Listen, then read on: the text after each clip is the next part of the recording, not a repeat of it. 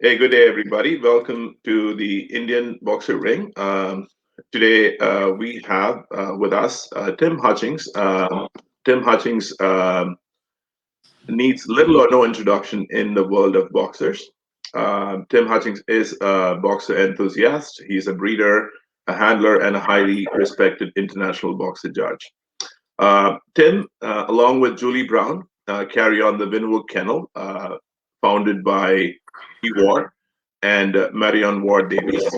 And they have made many champions, out of which the best known, of course, would be the English and the Irish champion Winuwuk Lust at First Sight, who is a breed CC record holder, twice a championship best in show winner, and twice a Crufts Group winner. Tim has judged the breed internationally across the world, including at the ABC Nationals in 2004 and the breed at Crufts in 2013. Tim has also conducted breed seminars across the world and has authored numerous articles and breed notes in the Dog World magazine. And he's also written a book on boxers called The Complete Boxer. Tim's articles on the breed are read with interest. Thank you, Tim. And not only by the boxer enthusiasts, but many outside the dog world, outside the breed as well. So without any further ado, I want to invite Tim to this interview. Tim, how are you doing this morning? Yeah, I'm really good. Thank you, Ishwar. Glad to be with you. I've enjoyed a lot of the other ones. So yeah, it's good to be in the hot seat. Wonderful. I hope it's not the hot seat. We have a lot of information to share, and we are keen and looking forward to. In fact, I remember when the Indian Boxer Ring was started back in April of 2020, right in the middle of COVID. We're still in COVID. I had reached out to you, and this is an interview, like they say in this movie Jurassic Park. 14 months in the making. So I'm glad I finally got you for the interview today. So thank you so much for your time.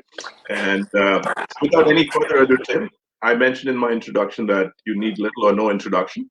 But I do want, for the benefit of those viewers that are tuning in, and there are viewers tuning in from all over the world for this interview, much sought after interview, could you share with our members when and how you got interested in purebred dogs? Okay, I can happily do that.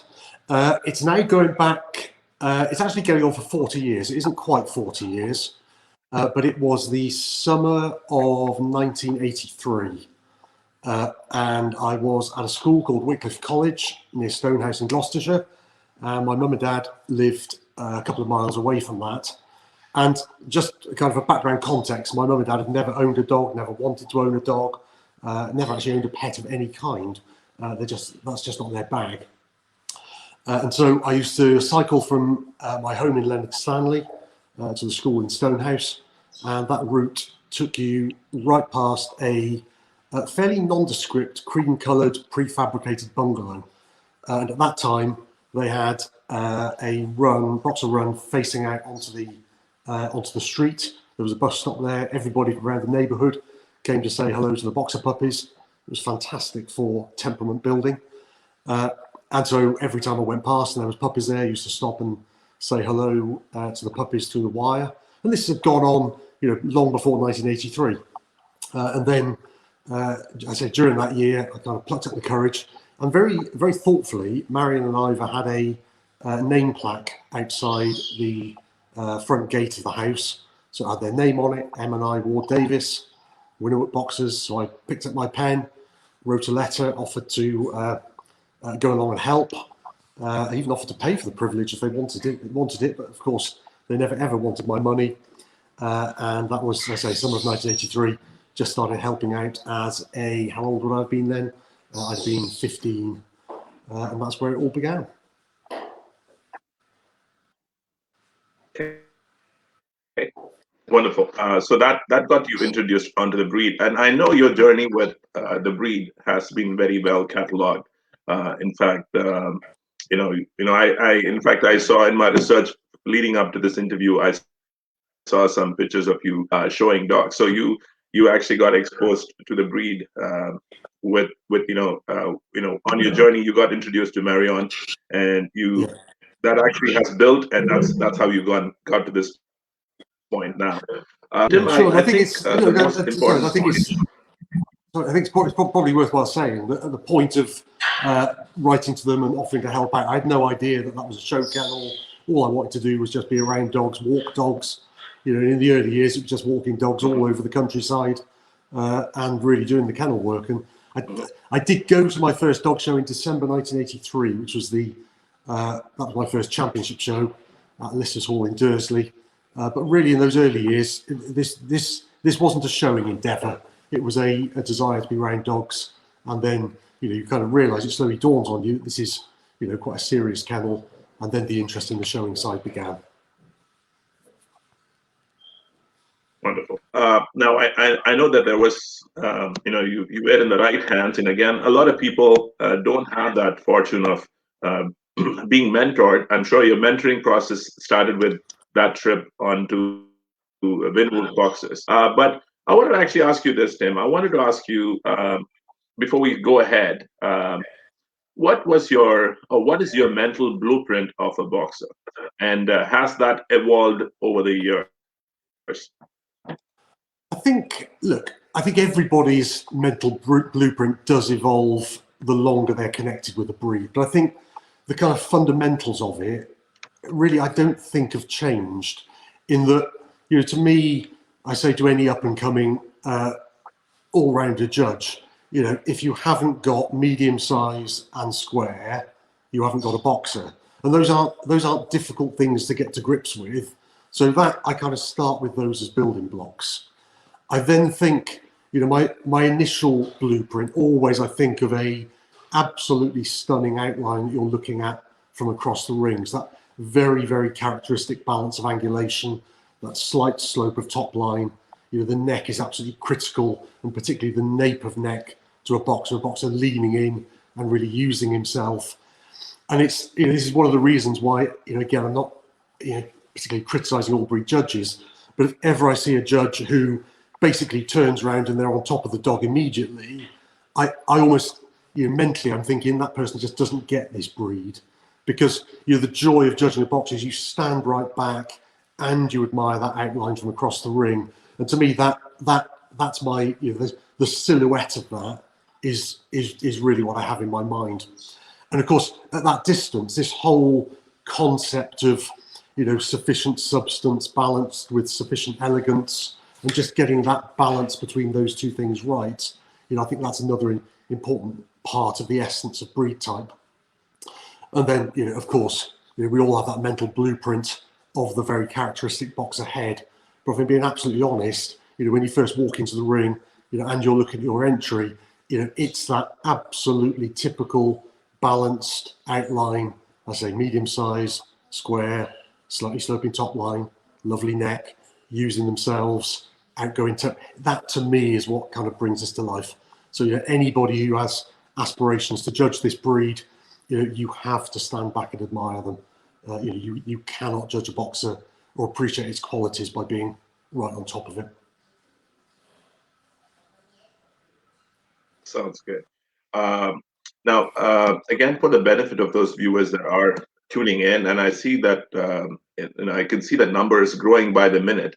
For those ones that want to actually put your questions for Tim, please put that in your comments, and I will actually make sure that I put those questions in front of Tim to get his thoughts on that. Tim, actually, I wanted to, since you mentioned something about judging of a boxer, I've read elsewhere in a book that if you were to judge, I think it was in a book by Dan Brown. He actually says when you're picking up a dog as a winner, you should actually pick a dog if you would take it home with you. That would be the measure of what is a dog you would actually pick as a winner. If you have a lot of competition, you would pick the dog that you would feel comfortable taking back home with you as as a breeding stock. Now, it's also very much spoken about that a boxer is a head breed. Some of the breeders say boxer is a head breed. Some of them say, you know what, it's not just a head breed. What are your thoughts? Do you consider boxer to be a head breed? Okay, look, I've spoken about this time and time again. I'll come to head in just a minute. Just on the point of when you're judging, is it the dog that you would take home? I get slightly nervous when people start saying that, because I think there's too much of an element within it of you're then just almost blindly going for the type of dog that you're just familiar with. And you quite often see this when overseas judges come, is that they almost look for or reward a type that is, that they're most kind of familiar with and they're used to, almost irrespective of whether it's a good version, bad version, or somewhere in the middle of that. And I do just slightly worry that, the guiding principle when you're judging, let's get back to it, you are judging against a breed standard. So that's what I always try and have uppermost in my mind. And this whole idea of, which one would I take home? I'm not sure I quite buy that, because I think that just, that is almost, you're slightly prejudiced towards, your own type of stock and the stuff you're familiar with.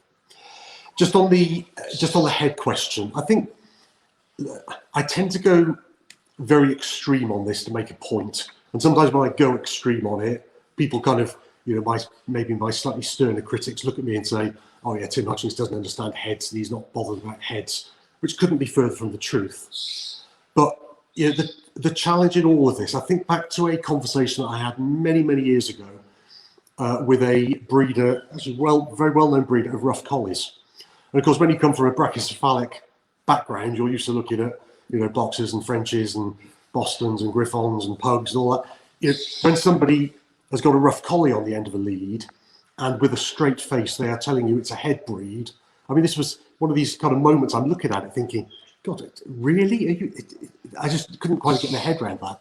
But of course, parallel planes and all this stuff, as I've learned a bit more about rough collies, you kind of understand, they do, very much prize that. And rough collies have, for years and years, been known as a head breed.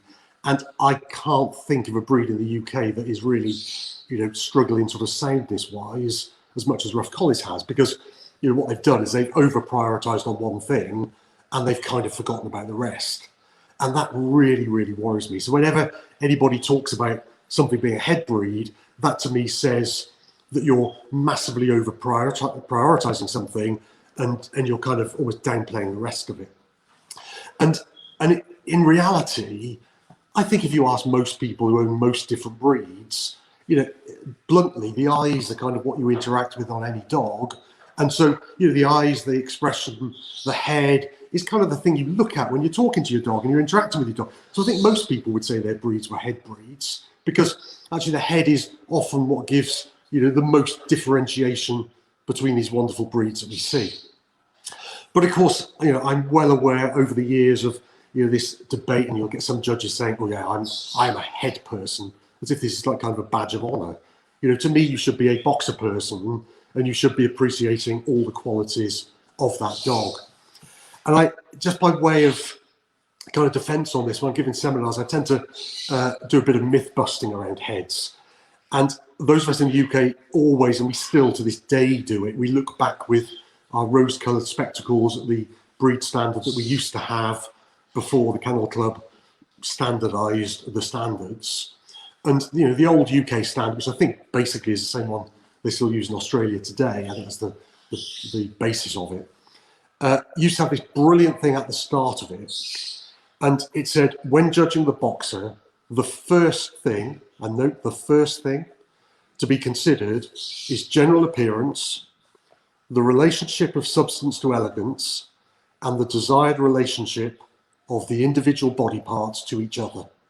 So that's the first thing you should be looking at. And that, to me, I'm almost back to an earlier question of, what's the mental blueprint of the breed? It's stand back, have a look at it, general appearance, substance and elegance, how does it all fit together? That's the first thing to be considered. It was really clear on that. It then goes on to say, consideration 2 must be given to colour. So if ever anyone's trying to talk to me about this as a head breed, I say, actually, that old version of the standard that we all really liked, sorry, we talk about colour before we talk about heads. So let's all keep it in perspective. So first thing, general appearance. Consideration 2 should be given to colour. After these, the individual parts should be examined for correct construction and their functions. So we've done the general appearance, we've considered colour, so after those two things, we're then looking at the individual parts, correct construction and their functions. Now, if you're all still awake out in video land, right, at this point, special attention should be devoted to the head. And so some people use the special attention devoted to the head as the kind of, tool with which to bash people with. But there's a lot that went before that. And so all I'm saying is, let's just keep it in balance. There's no point having an absolutely stunning head if it's sitting on top of a pretty shocking body. I'm always really, really careful on Facebook. If ever anybody puts a picture of a head up and everyone's going mum and dad about how absolutely marvellous it is and wonderful and eulogising and whatever, I'll always put, oh, well, lovely head, because that's what it is. Is it a lovely boxer? You have no idea whether it's a lovely boxer, because to form that judgment, you need to see the rest of it. And so, this whole thing, I think saying anything's a head breed takes you down a blind alley. I think in breeding, it's all about, I always say it's about spinning plates. So you've got so many things to consider that, start prioritising one of them at the expense of all the others, and then it all starts going wrong. Breeding is the challenge of getting all of this stuff coming together in a really, really, sensible way. Don't just focus on one thing. I always remember listening to Malcolm Willis many, many years ago, and he basically was, he was trying to just shock people, and at that time he was talking on a health agenda. He was talking about hips, and of course, hips in German Shepherds was, probably still is, quite a thing. And he'd always used to say, "There's no point having perfect hips if the front end bites you." And the whole point was, look, if you haven't got temperament, you haven't got anything. So you can't just breed for hips, you can't just breed for heads, you can't just breed for temperament, you can't just breed for whatever. All of this has got to come together in a balanced way. And I'm a great believer in, in this whole word of balance, lack of exaggeration, don't go down blind alleys, don't focus on one thing too much. You've got to keep everything, under consideration. Breeding boxers, I think, is really, really difficult. I once had a very in-depth conversation, probably helped by too much red wine, with a lady called Barbara Greenway, who was, with her husband Philip, was very, very well known in boxers, but probably even more well known in Lakeland Terriers. And Barbara was always, viewed as kind of the breeder of the partnership and the puppy picker of the partnership. Philip was the front man and the handler and the showman. But Barbara was very respected for her breeding capabilities, and she always said to me, "Tim, not being funny, with Lakeland Terriers, basically we make dog to bitch, we look at them both and you kind of know within reason what you're going to get." She said boxers just aren't like that. And her whole view was, if a dog is further away from natural canine type, it's harder to get everything to come together, because you're almost kind of battling against forces of nature if you want a brachycephalic head and all the things that we all like and admire. So it's kind of really interesting perspective about how difficult this breed that we're all passionate about is to breed. And I genuinely believe that's true. But keeping everything in balance is a very, very important thing. So Tim, I actually have a question out of what you mentioned just now. You mentioned that you got to concentrate as a whole. It's the balance, it's the construction. The head is like is the icing on the cake. Of course, it's an important part. You cannot have, you cannot miss that. That's extremely important for you to have the icing on the cake. So the dog has to be judged as a whole and not in parts. Now, in terms of, I've also heard this from people. I've heard people as the thing to fix in a breed is the construction. And the easiest thing to fix in the breed is the head. Do you hold that view?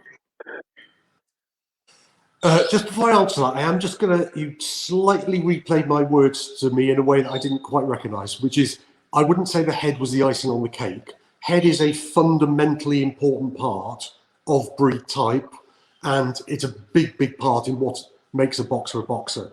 All I'm saying is it's not the be all and end all. It's important. There's a lot of things that are important in the boxer. Keep things in balance. But so just before we on, look, it is really, really important. Head is important.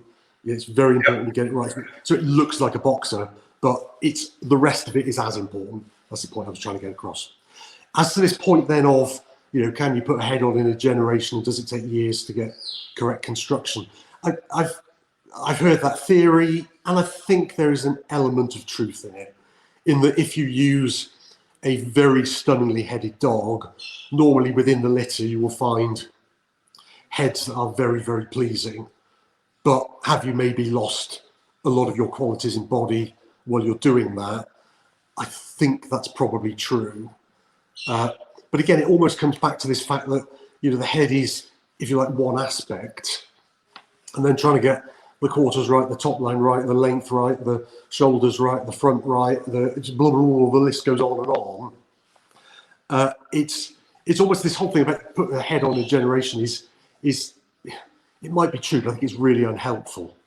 Because of course what you're trying to do generation by generation is you're trying to move yourself forward and get everything a little bit better. So our heads easier to get on than bodies, maybe. That might be true, but the challenge is to get them all to come together on the one dog. That's the bit that's really difficult. I think you can breed a beautiful set of quarters. Sorry, I think you can breed a beautiful set of quarters, a beautiful top line, a beautiful head. But, again, get all that on one dog. That's where we're trying to get to.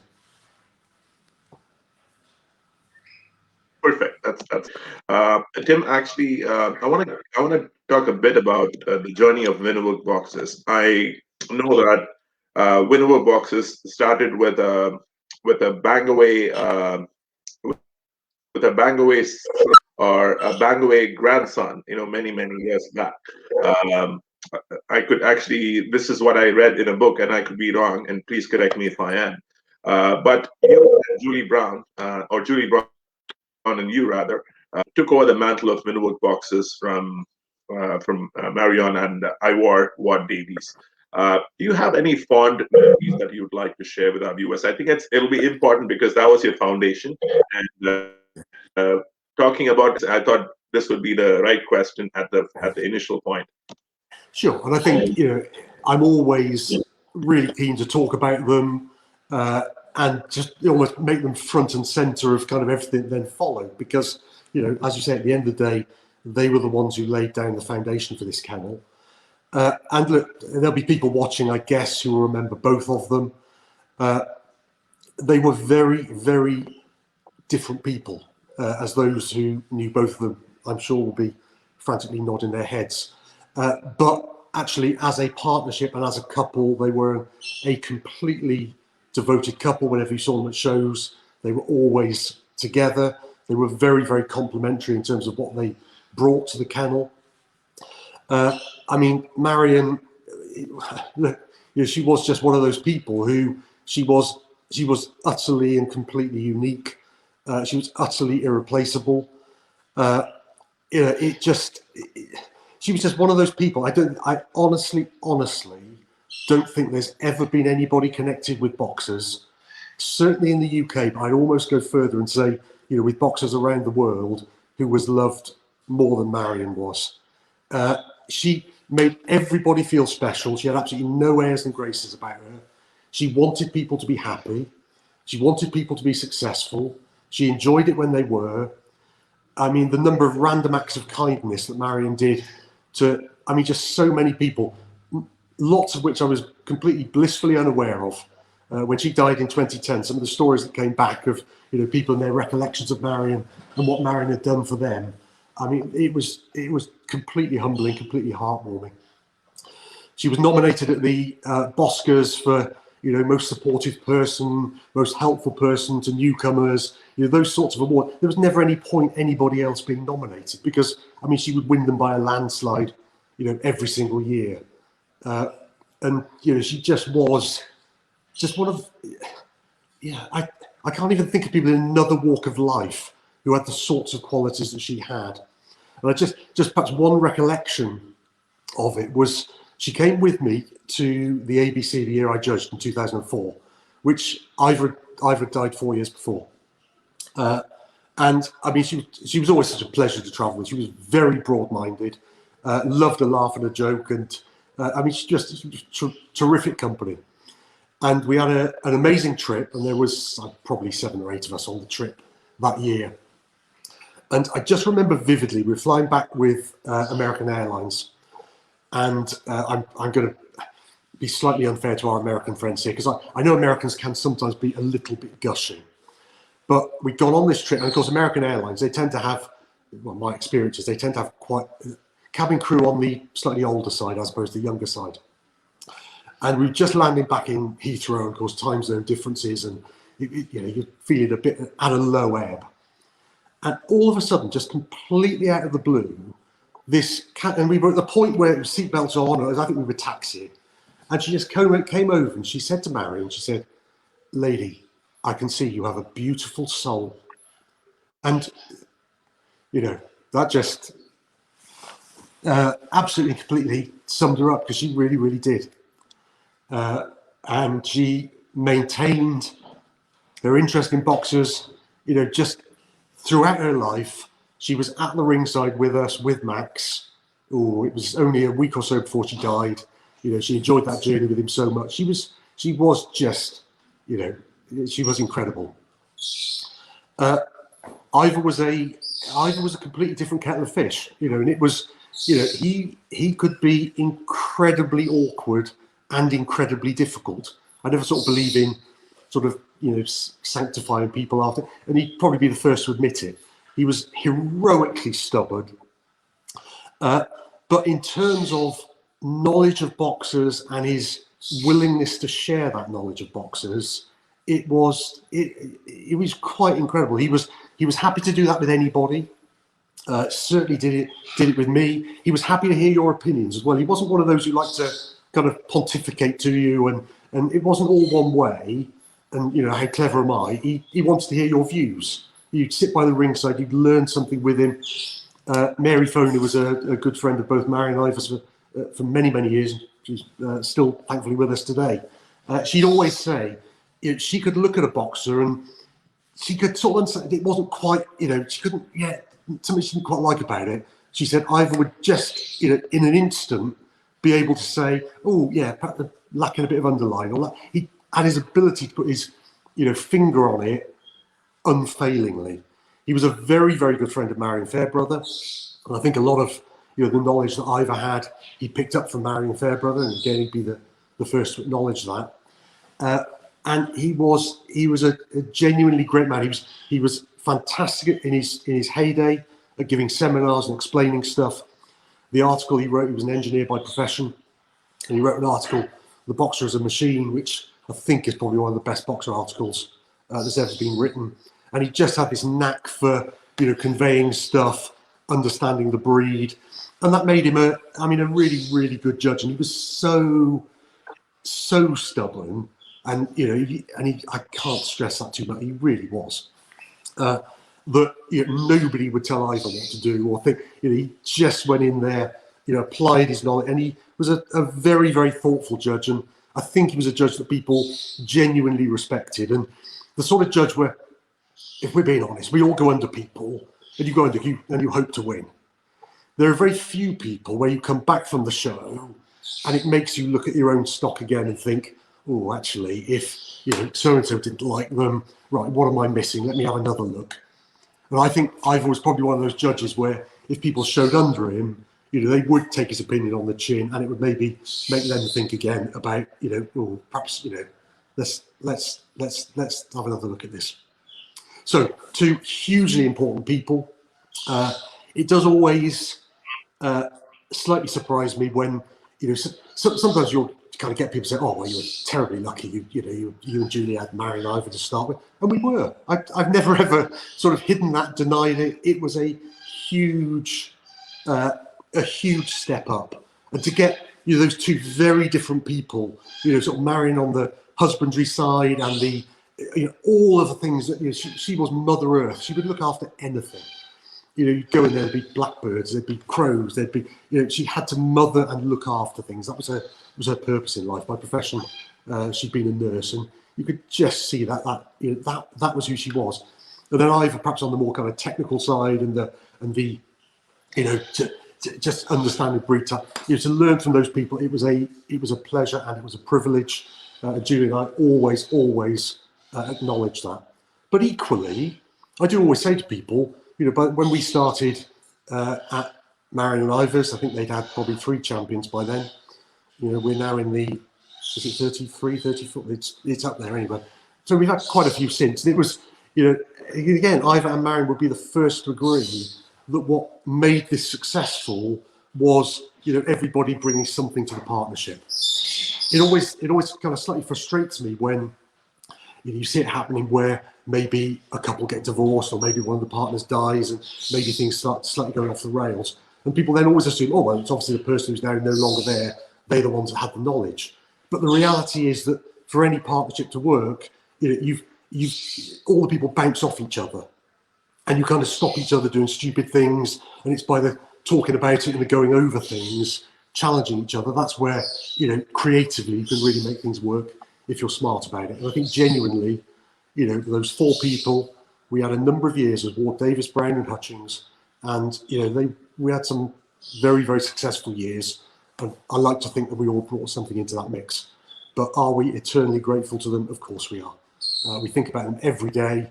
And, even to now, we'll look at new puppies, we'll think, oh, that's the one Marion would have liked. Or, I would have liked that. But I still think if they came back today, they'd look around the kennel and they'd appreciate the boxers that we're keeping.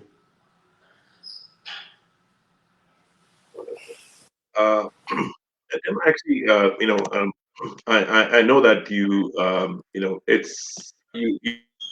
had but you're actually carrying forward that foundation, and Winuwuk Boxers continues to produce breed winners, continues to produce dogs that are fulfilling the dream of her vision of boxers, as you rightly said. Now, I want to ask you this question specific to your success, the Winuwuk Boxers' success behind the kennel. And I know I have you here and to ask this question. People have this theory about breeding principles and the success of the breeding principles to the type of breeding stock they produce. I'm talking about the in-breed, line breeding, or outcrossing. For the benefit of IBR members and who are tuning in, what are the combination of the above principles have you found the most success with? I think I always give this quite a lot of thought, and certainly, in a world where it's become very fashionable to talk about coefficients of inbreeding, and almost the perceived wisdom is that the lower that is, the better in inverted commas, and the more healthy it is. It does give us pause for thought.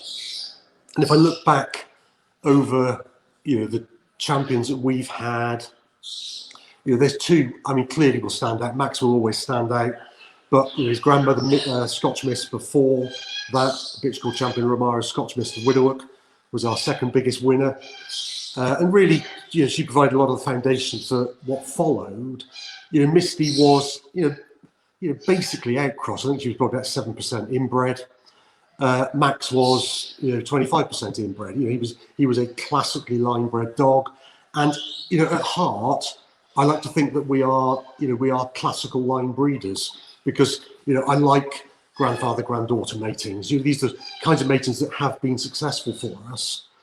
I think you've got the opportunity to embed the type you've got by doing that sensibly, as long as you understand the lines really, really well. But you can't do it forever, and you see examples of kennels.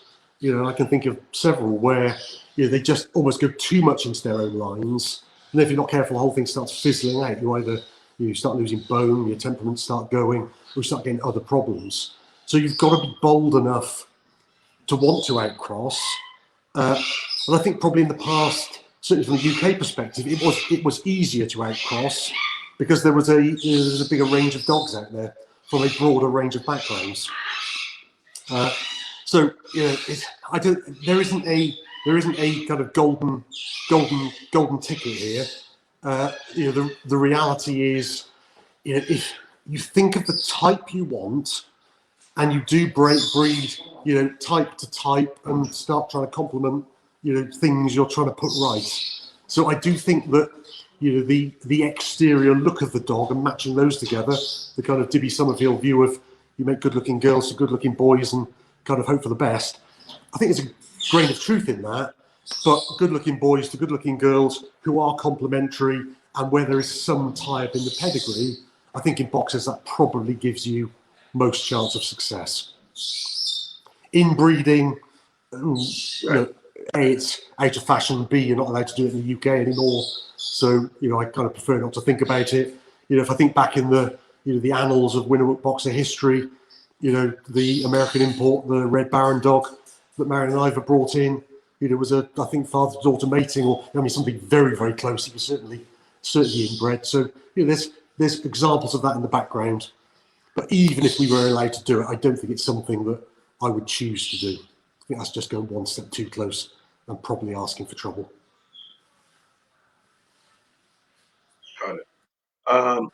Tim, I actually want to do, I'm a well-traveled person. I think any boxer breeder who's aspiring to become a judge would probably like to model would like to be Tim Hutchings, because Tim Hutchings travels quite a bit to see boxes across.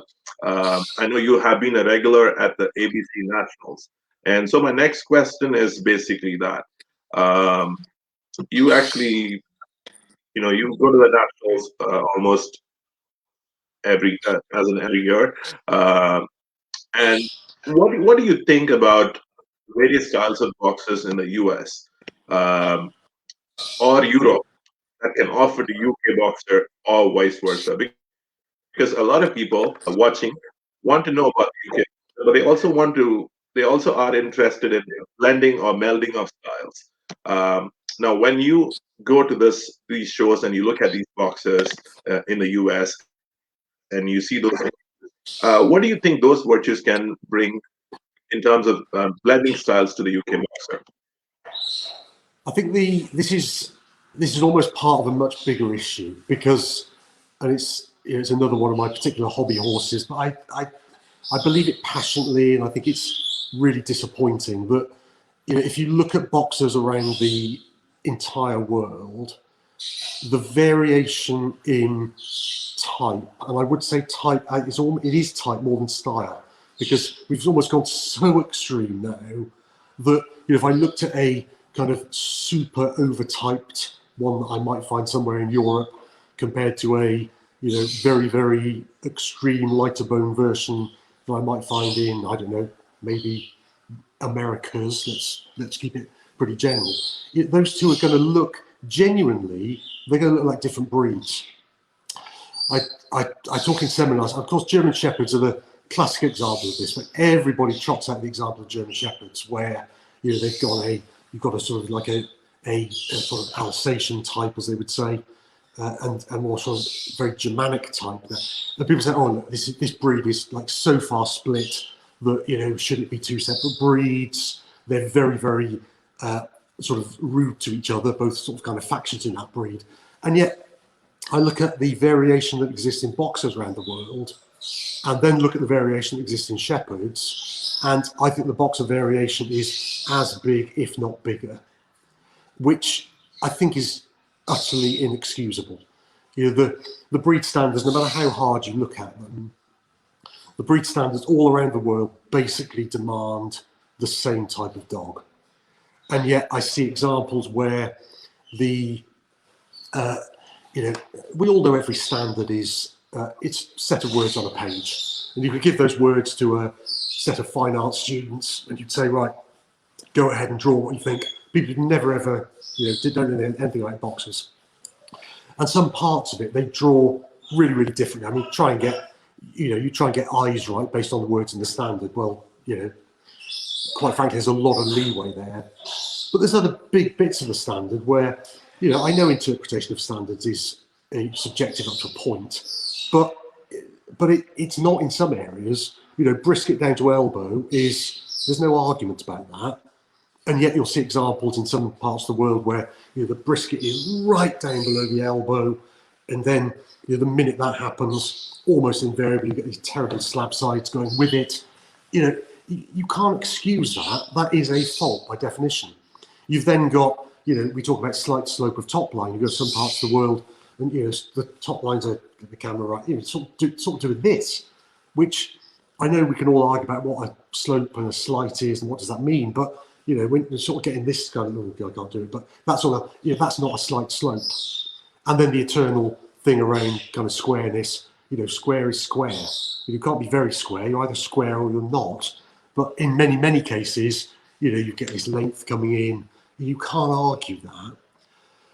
So, and heads are the same, this whole, we all know the head is a ratio, so it's a third muzzle, it's 2/3 skull. You can have, theoretically, you can have a long third to 2/3, you can have a short third to 2/3, but the ratio has to stay true. And yet you'll see far too many examples where it's almost in some cases, it's like sort of, a quarter to 3/4, sometimes worse than that. I was judging in Sweden one year. And in some parts of Europe, people aren't backward in coming forward after judging to, maybe express an opinion, which is fine, that's cool. And this gentleman came around afterwards, and I could feel someone circling. You sort of get this feeling, and I could be quite confident, so he didn't sort of faze me. But the guy's there basically saying, "Well, my dog's an international champion. You graded him a second or something." And just great good fortune, the guy was there with the dog in question. And honestly, I felt like saying, "Well, you're very lucky then." Because this dog was, if he was 1/6 muzzle and 5/6 skull, I'm not exaggerating. It was that short in muzzle. So I look at all of these things and just think we've allowed exaggeration to creep in and to grip us, and exaggeration takes us further away from the standard. And so we've got these populations that have grown up. I'm kind of hopeful that one of the, if you like, advantages of dog showing becoming less popular as a hobby and numbers easing off in probably almost every country I can think of, is that the kind of global aspect of dogs has become more important at the same time as the technology facilitates it. And so I'm kind of hopeful that as there's more interaction and people are more aware of stuff going on around the world, maybe we'll start to drive some of this variation out, because what we've allowed to happen is they may not be different breeds yet, but the North American style of boxer compared to the Central European style of boxer compared to boxers you find, these are just they are virtually different breeds. And so the question about what can offer the UK boxer something is, look, there are qualities in the less exaggerated populations in any country where you can plug into things and think, well, actually, yeah, maybe country X is really, really good at forehands at the moment. Maybe we're a bit lacking in forehand. Right, okay, at least if there isn't an obvious dog that we could use in a particular country to correct that, we've now got access to that because it exists in other parts of the world. The problem I think we've got, though, is because the populations have become so divergent and that's happened, I think they're so different that actually to use that and expect to get something really good in the first generation, I think is unlikely to happen. Because there's almost like this kind of clash of type between, you might get 50% of the litter looks like one and 50% looks like the other. I'm not sure you get that kind of melding in the middle because they're just so different. And so you're then into this kind of theory of that's to a certain extent that's okay, because maybe in the next generation you've got a particular virtue in, then you can consolidate it in the next generation, whatever. But of course, we're all really impatient these days.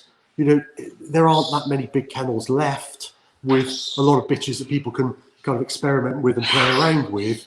For people having a litter once every 2-3 years, they're really keen show enthusiasts. They want something for the ring, so they can't sort of use something in the hope that maybe 2-3 generations down that turns out to be a really good and successful thing to do, because that's not the way the kind of hobby's set up. But in reality, it's that kind of longer term view you almost need in a world where the difference in type and style within this breed has just become too extreme. And we just need to get back to that kind of the there's nothing about the boxer that should be exaggerated. There really isn't. So we need to rediscover that kind of unexaggerated middle ground of the breeds, and that's where true breed type really exists. And what I always invite people to do is, in any country, whichever country you're watching this in, just think about your biggest boxer show of the year, and just go back in time every single year, all the way back to the kind of 1940s, maybe some of them go back as far as the 1930s, and just look at the best of breed winner at your landmark show of the year, and just see what's happened in terms of evolution. And in some countries you'll find that it's always going to ebb and flow, but in some countries you can see a real almost march towards things getting exaggerated out of hand. And I always think back to, there was a very famous and forthright UK boxer breeder called Pat Withers, who had very firm views on the breed, which I didn't always agree with. But she always used to say, and this was, England has never been at the forefront of AI, let's be clear. And she just said to me once, look, the trouble is, you get the first generation, you get a little bit of exaggeration. And to be honest, the human eye often finds a bit of exaggeration appealing. If a slight slope is good, a bit more slope is better, and a little eye looking at you and chocolate box expression and blah blah. And you see this, a little bit of a shorter nose. Oh, that's cute. Oh, well, the next generation gets a bit shorter and then all of a sudden you're 15 years on, and the dogs at which were correct, and you could use to correct, well, they're dead. As you also say, there's just no way back, because you've got yourself into that corner. Right, how do you then start coming back from that? So, in all of this, let's all just avoid exaggeration. It really is the thing it's a blight on us. And I find it really embarrassing looking around the world and just seeing this variation that we've allowed to take hold. And we've all got to take responsibility for that, and come back, I say, wherever we can, to the middle ground. I kind of hate it when sort of individual countries say, I think some countries have avoided it better than others. And I honestly, I hope I haven't got my, my xenophobic rose-coloured glasses on it. I think the UK has avoided it better than most. Yes, there's been ebbing and flowing, but if I look at the best of breed winner at Crufts, every year back to when Boxers first started, it hasn't changed that much, is my contention. So, but back to your core of your point, are there virtues in any boxer population that are good? Yeah, of course there are. So there's the opportunity, especially with AI becoming more accessible, we've got opportunity to access things we might not have. But I do think we just need to be a bit careful. Those virtues aren't necessarily in the absolute top winning boxers in those countries. They might be in the wider population. It's not always the top winners that have got everything that perhaps we're looking for. Tim, I actually wanted to ask you this question. I actually had kept just one hypothetical question for you at the end, but your answer gave me the second one, and this is my thought. My thought is this: with certain breeds, with certain let's take let's actually take a breed like maybe a setter, maybe an Irish setter. An Irish setter, show Irish setter is different from a working Irish setter. I'm just giving an example here. Or a show spaniel. A show spaniel is different from a work spaniel. Do you think the deviation in the breed, which is so extreme that two dogs look very different, like two different breeds, is because of one group focusing on show specimen, interpreting the standard for the show, and one group is actually interpreting the standard based purely on the working ability, and there is no nexus between these two? Look, it's easy to say that as far as Cocker Spaniels being an obvious example is concerned. I think it's less. I'm not sure that's the reason why we've got the variation that we've got within boxers, where if you think about, and it's these stereotypes are they're very broad brush things when you say, but if you look at in the extremer parts of continental Europe, where you've got forefaces which manifestly are far too short. You know, have they ended up with forefaces that are far too short based on something about working a bit? No, categorically not. And that obviously isn't why that's happened. So I'm not sure that that's the reason. I honestly think it's a kind of a human love of exaggeration. And this whole thing about the working box is another thing I kind of get my hobby horse about and occasionally get roundly criticised for, which I'm happy to be, is this whole thing about, you know, people say, oh, it's a working dog, you know, boxer's got to work. And I always say to people, I say, well, work as what? Because I've never had anybody explain to me what the boxer should be working as. You know, they'll say, oh, so, you know, the boxer went to war. Well, yeah, it did, but it's only because there was a war. You know, if there hadn't been a war, that wouldn't have happened. You know, did they work as police dogs? Yeah, I'm sure they did. Have they done other things? You know, there's a whole load of things they can do and can get involved in. But, you know, at the heart of it, I think the boxer was a companion/guard dog. You know, that was its function in life.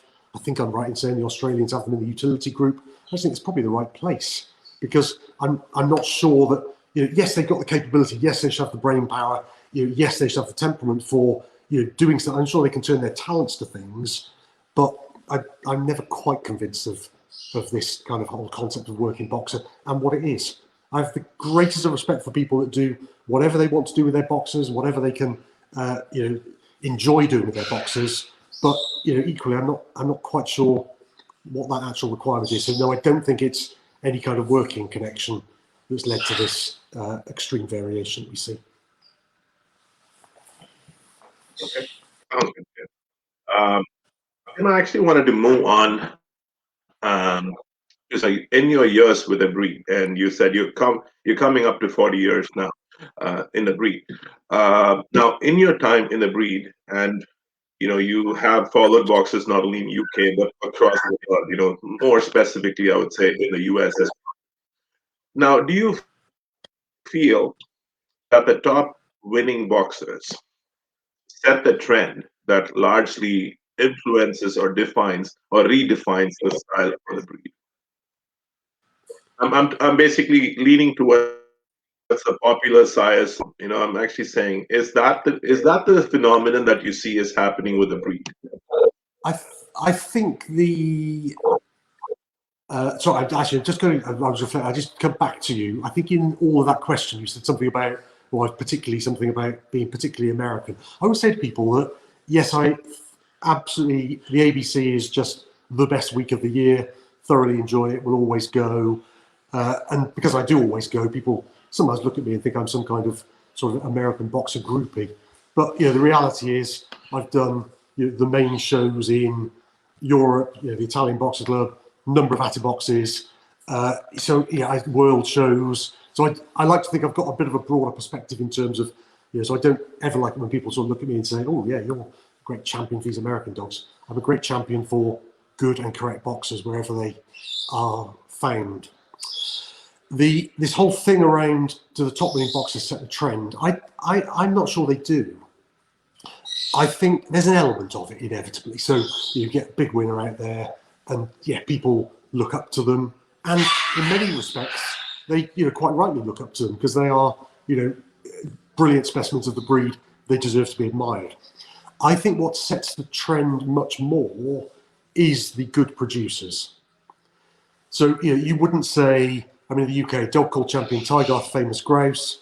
I think if you ask most people, they would say that he was the most influential stud dog there's ever been in the UK. No, he was a tidy winner. He won, I think, 11 tickets. I think he won a group as well. But he wasn't, you know, he wouldn't feature in anybody's list of, you know, name me your, you know, best boxers of all time for a show pot. Grouse wouldn't be on that list. There'd be others, many others ahead of him. But Grouse was the producer and he was the game changer. So I think it's the top progeny. Yes, they're important. Progeny that people are admiring, but it's the sire of those that does tend to be the big influence. And quite often, I can think of a number of examples where you've had really, really good dogs, and then all of a sudden, after a couple of years, you realise those good dogs aren't actually producing as well as you thought they might do. So yeah, you know, you might, you know, take a chance on a dog you really, really like in advance of seeing any progeny. But after a couple of years, if you can't see much you like by the dog, no matter how much you admire them, you're not going to use that dog. So I don't think it's the win record that does it. It's the win record helps, brings attention to of course it brings attention to the dog, but the proof is, what is that dog producing? What sorts of bitches is he producing to? And that's the bit people often miss out. They'll kind of look at, progeny of particular dogs, and almost irrespective of what sort of bitch they've got, they will then go to that dog. Oh, he's got nice puppies, I'm going to go there. Yeah, but what sorts of bitches did he produce nice puppies out of? We had a very good producing stud dog ourselves called Champion Winuwuk Less in the Dust, who produced, I think, 13 champions or so, which from a UK perspective, international audience, that's a lot of champions in the UK, where there's only about 10 champions made up each year. And so he was an important dog, and yet, over time, we knew that he produced much better to a taller, more clean-cut, more elegant bitch who was much more outcross. And if people bought stuff that was quite closely related to him and quite similar to him in type, it just, that was never as successful. And so you sort of try and help people, and you try and persuade them this way, but some people really can be quite blind to those sorts of things. You've got to be very realistic about the sort of bitch you've got, I say, and what that particular stud dog is producing to. But it's the big producers, the stud dog producers, that influence the direction of the breed more than anything else, I think. Sure. Tim, I know you mentioned about German Shepherds, about the type. My question is not going to be about German Shepherds. It's not my, I don't have enough knowledge to talk about the breed, but I'm going to actually ask you about this boxers. Everybody has a blueprint, or should have a blueprint in the head, and they set out to breed. And so you got to actually look at what that's. You got to draw the canvas on your canvas, what your ideal is going to be. But do you think the show dog breeders, so to say, might get sidetracked, focusing only on breeding the winning dog and not the dog in their mind for the ideal dog? I think, look, there's always a risk.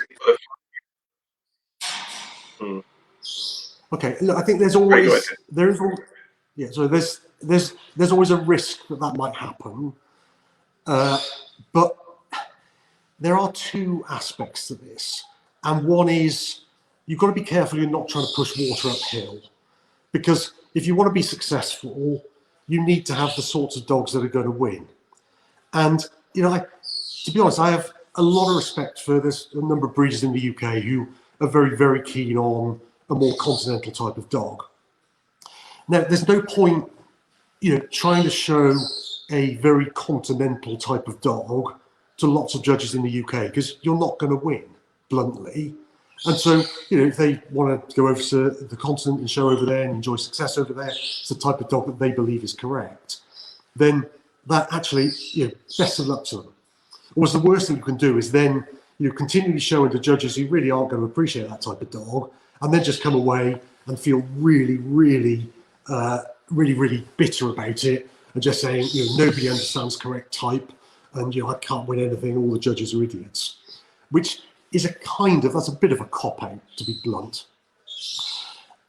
So you just have to strike this balance of, you want to be producing dogs which please you fundamentally, which you believe are close to the breed standard as you interpret it, but equally are appropriate for the geography you're in, and the sorts of things that judges tend to look for in that particular geography. And those three things, actually, I find them quite easy to bring together, because I think within the UK I think we're quite free from exaggeration, and actually there's a pretty broad common view of what a good boxer looks like, which makes it easier to do this balance of what do you like yourself, what does the standard ask for, what do judges tend to like and what do they tend to put up. Those sort of three things coming together quite nicely. But I do think back over time, and I always said we made up red champion bitch called Champion Winuwuk Jubilation in the 1990s. I'm not sure if that bitch had been around at the peak of the famous grouse era, where the boxers were much neater, dark brindles with very, very, very, very attractive expressions and heads. They were slightly different, the kind of style had sort of ebbed and flowed. And so, at particular moments in time, you've got to be mindful of, what's kind of about at that moment. But equally, you have got to stay true to what you like yourself, bluntly. So this whole thing around, do you get sidetracked by breeding to a winning dog? I don't really get what I was talking about earlier, where some people will always use a winning dog regardless of what sort of bitch they've got or what they like themselves. That would be a really stupid thing to do. And you see people falling into that trap. I just can't ever conceive of using a dog that either I didn't like or I didn't like his progeny. And some dogs you have to use, you might not love them, but they're clearly very, predominant for other virtues, and their progeny are really nice and really please you. But it's really quite nice if you like the dog and it's producing the sort of puppies you like as well. If I saw a winning dog out there and I really didn't like it, I wouldn't get sidetracked and focus on that winning dog just because it happens to be winning a lot. I'd stay true to what it was we liked, what we liked in our kennel, and whether that dog had anything to offer us.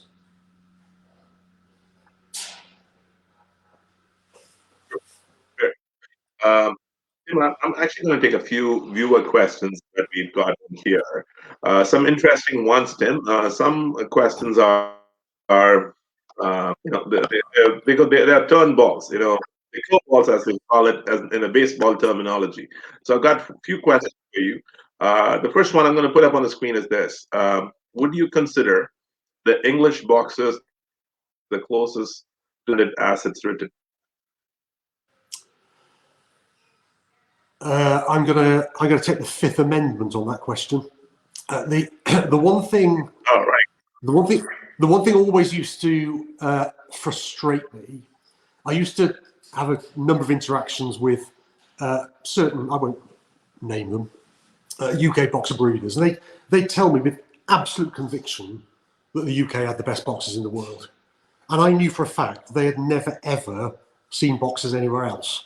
They may have seen pictures, but they'd never seen them anywhere else. And you say, sorry, you just can't say that because you've never seen them. So you've stayed within this relatively small population and you've formed that opinion because you're familiar with them and they look like, you looked at them for the last 40 years, therefore you're just used to them, therefore that familiarity, people mistake familiarity with quality. And so, do I think any one country has got the monopoly on being closest to standard? Or no, I really, really don't. I will go as far as to say I think we've avoided exaggeration better than a lot of other countries, if I'm being honest. So I think that's a kind of plus point. But what I want us all to do is I want us all to get away from this country view of boxers, rank countries by where their boxers are best. I'd much rather think about, the best boxers I've ever seen, which that's been all over the place, and think about that then sets the standard that we're all trying to aim for. So it was a sort of non-answer to the question, but no, I don't think any country's got a monopoly on it. And I don't think it's necessarily helpful to put one country on a pedestal. Even though you claimed a fifth on that one, I think you answered it very, very diplomatically and very well. I think and you also answered. I think that was answered very, very well. Thank you. I have another question here. This is specific to you. Putting that question up on the screen. What is the percentage of wry mouth and loose lips and lids in the English boxer? And why is the head so wet instead of the skin being tied to the skull? Okay, good question. In terms of percentage of wry mouth, I'd say that was really low. I'm thinking back to, I haven't judged a championship show in the UK for probably 4 years now. I don't think you see that many wry mouths in the UK. I've judged more wry mouths in the States than I've judged in the UK. The UK, we are plagued by tiny, tiny, tiny, tiny teeth that you can't even see when the dogs are sort of 2-3 years old. So we do not have good mouths in the UK, but I think thankfully we don't have many examples of wry mouths. Loose lips and lids, I think, and these wet heads, these sort of things are almost, they kind of come along together, I think, or there's certainly a connectedness between them. I think we have been too forgiving in the UK over the years of a little bit more wrinkle being, oh, that kind of makes it look lovely and a bit chocolate boxy. I always think back to a champion bitch that we made up in the early 90s, a bitch called Champion Winuwuk Lovestruck. And I mean, she had a lot of wrinkle. And again, if she'd come along at a different era, she may not have made it. I can show you critiques on that bitch almost weekly, saying what an absolutely gorgeous head she had. And yet, I look back on her now thinking, my word, you had a lot of wrinkle going on. And I think in the UK, we began to wake up to this early 2000s. And I think we had a lot of these kind of sausages on top of the heads, and this whole idea, that you only got wrinkle when the dog was alert. We'd certainly gone too far one way on that. So I think it was worse going back, let's say, a decade. Do I think that we have recurrences of it now? And can I understand that, a North American, I don't know where this question comes from, I guess a North American observer of a UK boxer would often look at the head and think, cool, that's quite a wet head. Equally, I know this absolutely, a lot of the UK enthusiasts will look back at American heads and say, my God, they're plain. It's this interesting, I think somewhere between those two populations is probably correct, is my guess. So I think ours are slightly better than it used to be. I think we've made progress. I think, if we're going to have a fault, it does tend to go in the way of we do go too wet. You wouldn't ever see too dry a head in the UK because it wouldn't win anything. So I think it's something we've always got to keep our eye on. And it's certainly, there's something around, I'm always struck on it whenever I go to a North American show, is the fineness of the skin and the quality of the skin on the head is something that I really, really value. And quite often when you see these quite wet heads, when you sort of get stuck into them, it's something about almost the skin is too thick. So I think a little bit more refinement of skin is, again, something that we would probably benefit from. Sounds good. Thank you, Tim. Tim, I actually wanted to get back to the question here, and of course, those we are actually, it's been, I just want to do a quick time check. We are almost past an hour. I have a few more, Tim, and then before the wrap up. Now, your passion for the breed, well cataloged, well highlighted, and you've given a lot back to the breed. It's also given you the opportunity to see boxers in different countries, which, like I said in one of my earlier questions, I said is every boxer lover's dream. If I want to actually look at boxers in different countries, then that's the dream I want. I want to follow. Now, as a judge, you are hailing from UK. Does this present a challenge when you're evaluating boxers, which varies so much, right? Like, for example, boxers in Sweden versus boxers in America versus boxers in India. I know you judged in India. So different countries, different boxers that look very different. Does that actually present a challenge for you when you judge? Because your mental blueprint about a boxer is so much, I wouldn't say changed, but stretched. Yeah. I think genuinely, I think it makes it even more interesting. It's kind of almost easy judging an entry if you're finding lots of things that you really, really like, you think they're close to the standard, and they kind of familiar type, if you like. So that's when judging's really easy. Judging does become really, really hard when the variation in type is quite extreme. I remember, I think it was 1999, And Julie and I both judged in Sweden in, I think it was February that year. And for whatever reason, in Sweden at that time, Sweden had had a lot of English type boxers for a number of years. Then there was a number of people who had American imports at the same time. There was a beginning, a sort of growing trend of Europeanization in the Swedish boxer. Then so there was some really, really extreme sort of Central European Germanic type coming through as well. And I always think back to that entry where I had, and I was amazed the Swedes allowed it, but there was actually crop dogs shown under me as well that day. It was an entry of about 100 or so, and it went all the way through from cropped American imports to kind of homebred, Swedish kind of amalgam, to a whole load of English imports, to a whole load of sort of moderate continental style looking boxers, all the way through to some really, really, really, really very overtyped examples. And so I always think back to that entry as being the most extreme entry I've ever judged anywhere.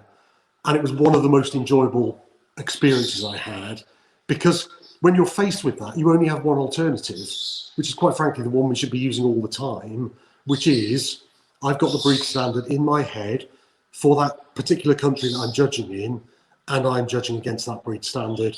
And you've just got to, I always call it my Etch-a-Sketch moment, which is probably aging me horrendously, and probably half the people on the call are thinking, what the bloody hell's an Etch-a-Sketch? This was the old children's toy where you could magnetically sort of draw lines, and then there was a button on the side, you pulled it, and it just cleared everything. So whatever was on the screen just cleared away. And I always say, just clear your mind, forget your prejudices, forget the ones, what they look like at home, what does the standard say, and go out and try and find it to the best of your ability. And the example I tend to use on this more than anything else is the example of eyes. I touched on it a little bit earlier, where they're so important in sort of defining how you look at the breed and how you understand the breed.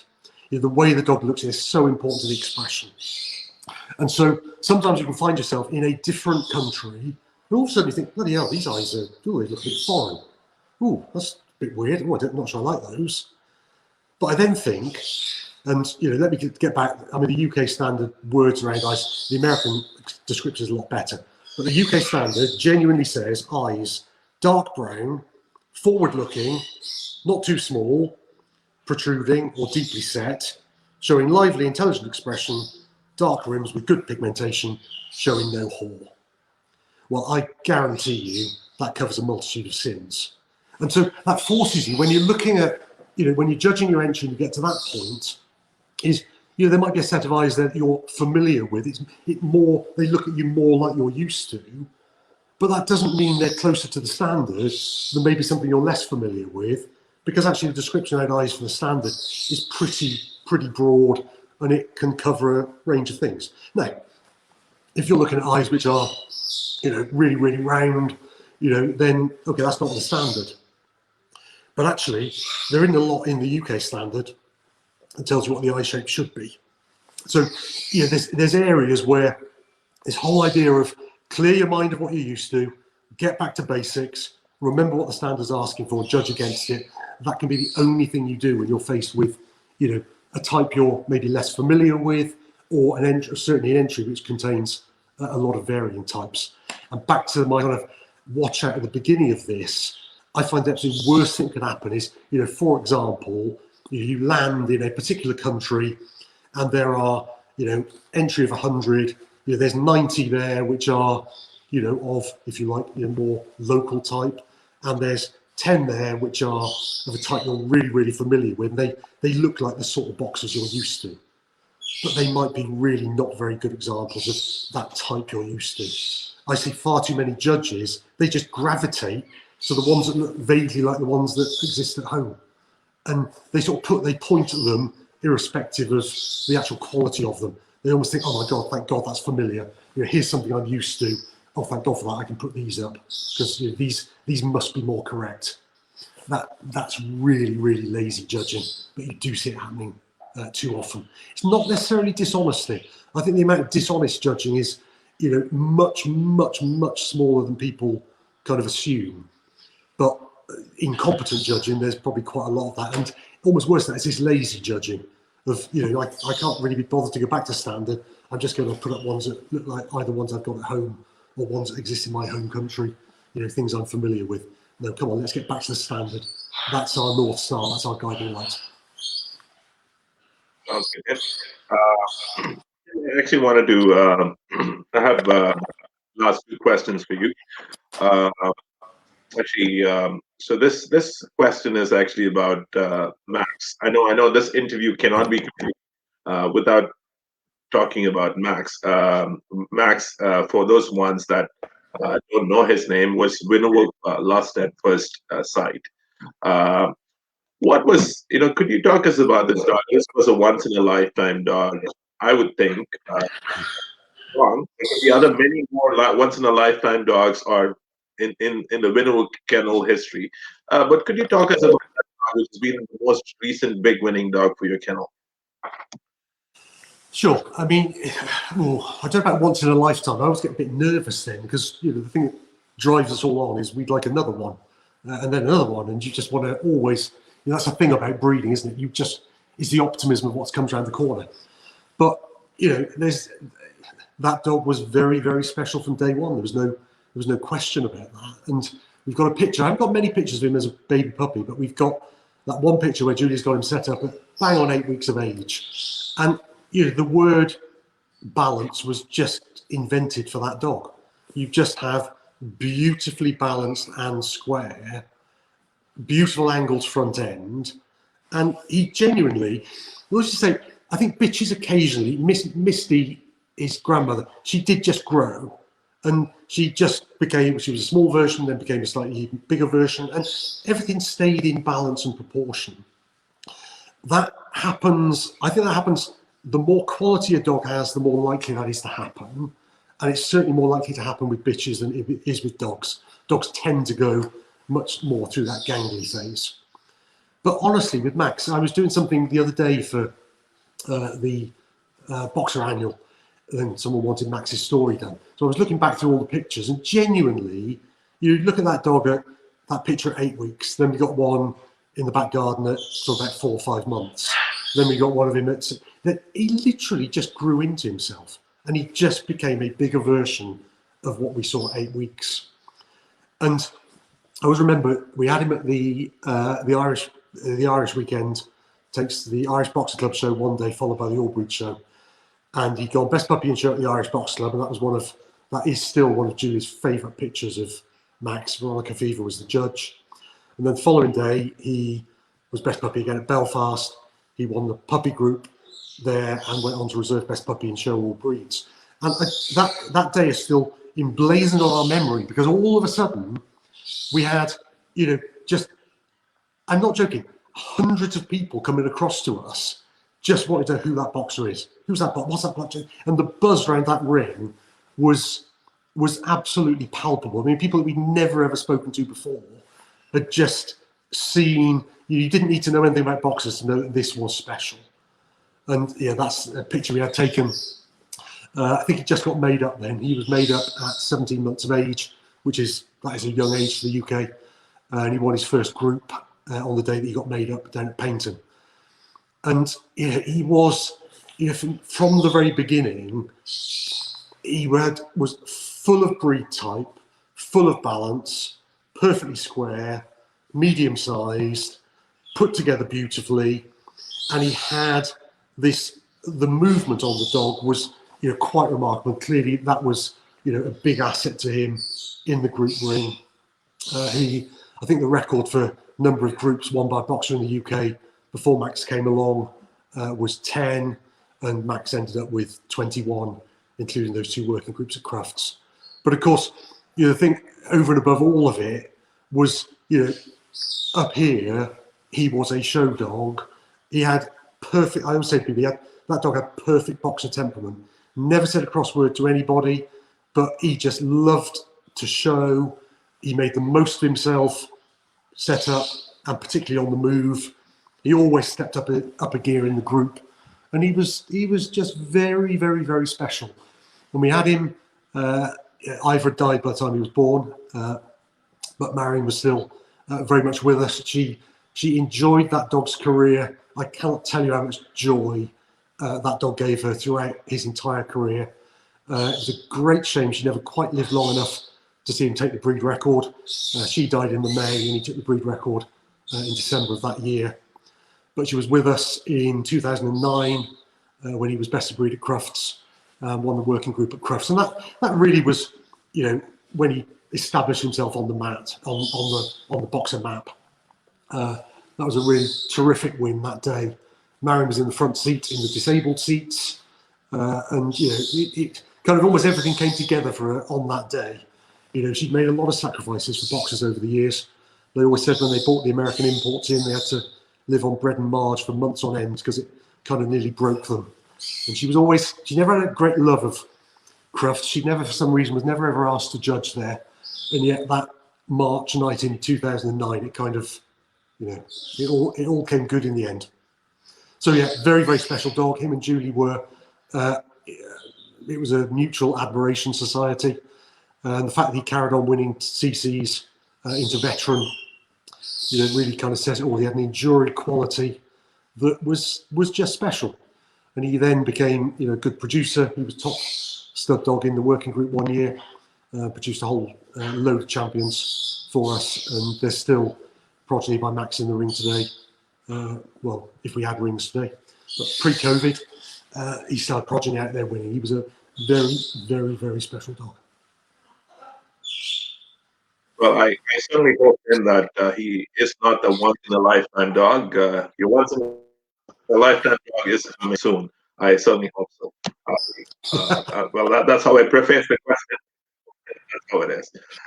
Tim, I actually have the penultimate question for you. Now, you actually have going boxers across the world. And some of the boxers that you have seen, I'm sure you would have thought, and I had read this boxer myself. Yes, you know, exemplified and class. Could you recount some of your all-time favorite boxers that have been the strong influences of things that you wish you had read? Okay. In terms of boxers that I'm personally proud to have bred, I mean, clearly, you know, Max sits at the top of that list by a long way. It's not just the fact we bred him, it's the fact that, you know, he was out of a champion bitch. You know, if you go back through the pedigree, there are some, you know, beautiful Winuwuk names on there, which all kind of came together in this one package. So the fact that his classically line-bred pedigree includes a lot of our other really good champions, that gives me particular pleasure. I'm also very proud to have bred a dog called Champion Winuwuk Celebration. He was by a complete outcross dog. He wasn't a natural show dog. He was, you know, he had his days. If he'd been blessed with a wonderfully extrovert temperament, I honestly think that dog would have won a lot of CCs. I mean, he was a real high quality dog. I'm very proud of Champion Winuwuk the Outlaw. Was top boxer one year, went best of breed at Crufts one year. He was a Max son that I had a very, very soft spot for. And I'm also very, very proud of the breedings that we did with a bitch called Sule's Sexy Chick at Winuwuk, who I think is the top dam of all time in the UK. Now, she only ever had 3 litters. We never have a lot of litters out of our bitches, but out of those 3 litters, she produced champions in the first litter, the second litter, and the third litter. And so, you know, being able to do that, getting her to the right dogs, and managing to, you know, secure a position as the top dam of all time on just 3 litters, I'm pretty proud of that as well. In terms of looking outside of our own kennel, I think memory plays tricks in this space. I really do. I talked about Barbara Greenway earlier. One of the other things Barbara always said to me was, you think about your favourite dogs, and actually they're often favourite moments. You know, there's that moment where, you know, a dog comes alive and he's just, you remember them on that day, in that moment, as being completely exceptional. you know, with the benefit of hindsight, were they as brilliant as you remember always? I don't know. But what you do know is they've left, you know, an indelible mark on you. I kind of think a classic dog in that case for me is, if I go all the way back to when I started in boxers, you know, there was a dog called Champion Marbleton Dressed to Kill, who was he was entirely, well, at least 3/4 continental bred, and he was just the big noise at the time. And you know, just seeing that dog, it was just so, you know, 15, 16 years old. This was just super exciting. He was winning groups, he was winning best in shows. He was dark brindle, he was glamorous. He had a, you know, a sort of powerful personality handling him in Mary Hambleton, who was at her prime at the time. And you know, it was just, you know, you turned to the dog paper every week just to see whether he'd won the group the week before. This was solidly before, you know, internet takes over. So, you know, I always think of Dressed to Kill as being a dog that I was in awe of and always kind of wanted one that was a successful. I always think, you know, Dressed to Kill ended up with 26 tickets.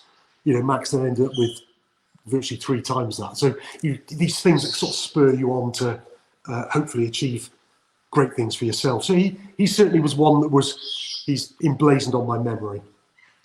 Champion High-Tech's Arbitrage is always a dog that I think about.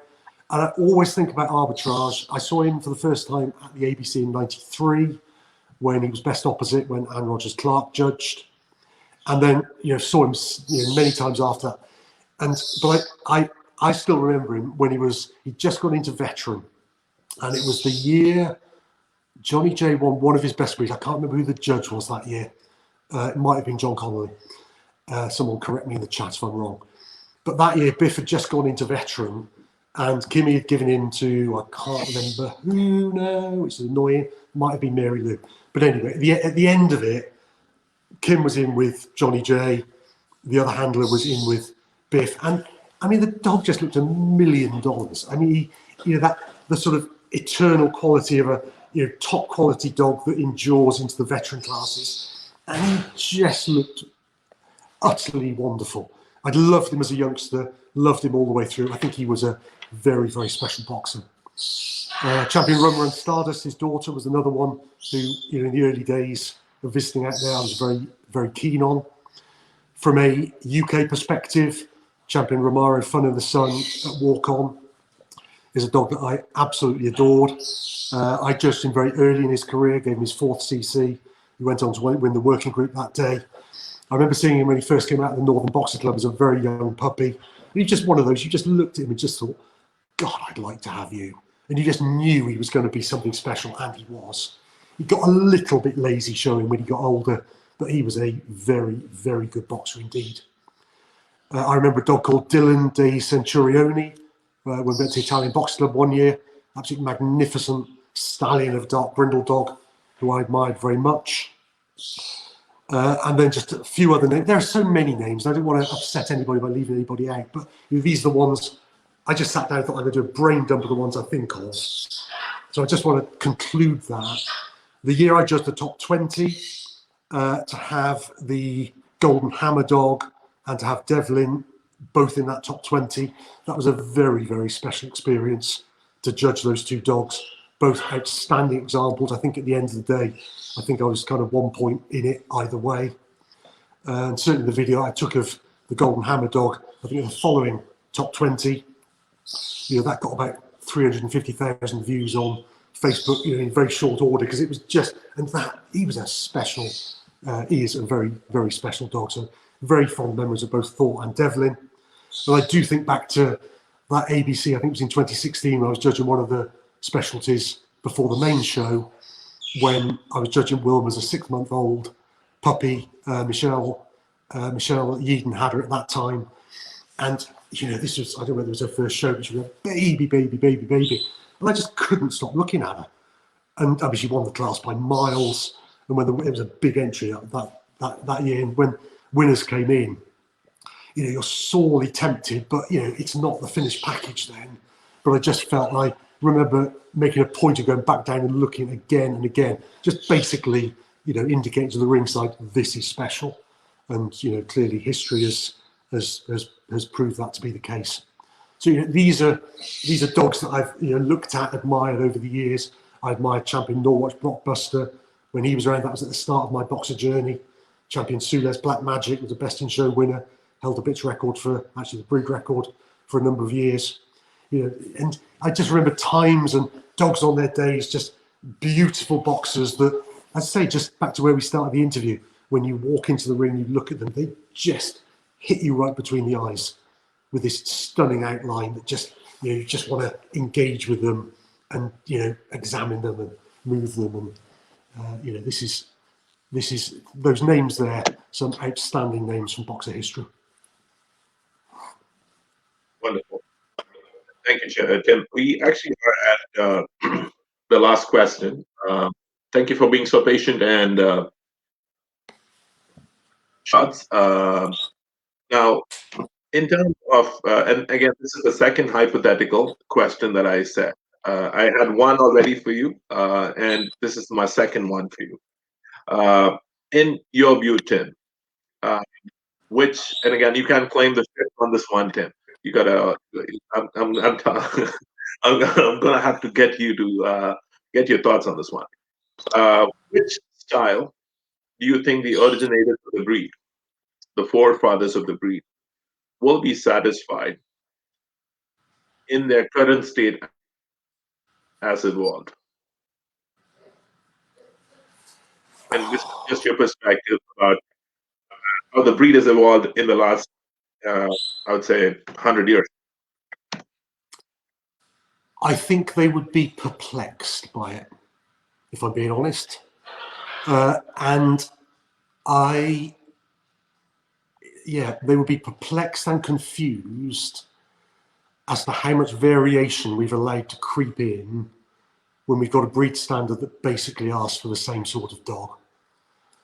I kind of think back to, when the four horsemen of American boxerdom left Europe and ended up there, and the Americans blended that so successfully to end up with, those Westminster Best in Show winners, 1 year off, another year. I think it was every other year it happened, in those early days. And that's the sort of style they would, of course, remember. Would they find that consistently? I think they'd look at it and think, how these have just become different breeds in different parts of the world. And I think they'd advise us to just come back closer to what the standard asks for. I think to a certain extent, they would admire some of that balance between substance and elegance. I think at the time the breed was being originated, they felt there was almost too much substance and they were striving for a little bit more elegance. This famous, it's now in sort of boxer folklore around, Frau Stockman ending up in, I think it was California, and, found Bang Away and this is Little Lustig and all the rest of it. So, that's a kind of insight into, did Bang Away have considerably more elegance than Warlord, considerably more elegance than, some of the original Von Doms? Yes, he did, but clearly Frau Stockman appreciated that. Would she appreciate it going all the way as extreme as it's become in some places? I'm sure she wouldn't. Would she look at really, really, really, really, really short forefaces and think that was good? I'm sure she wouldn't. I don't think it's difficult to know what they'd think. They'd give us all a bit of a slap on the wrists and they'd say, can you please stop exaggerating this breed? Can you please just get back to that medium size, square, that careful blending of substance and elegance that gives the breed the nobility that it requires. Wonderful. Well, on that note, Tim, I actually want to recount what you said about Iwar. Iwar. Sorry if I'm mispronouncing his name, but you mentioned that Iwar. Yes, sorry. When you actually stocked boxes with Iwar and you came back, you totally, you totally rethought. He remapped your thought process about boxes, and you actually re-examined your interpretation of the breed. I think this hour and a half with you, Tim, has been just that for me.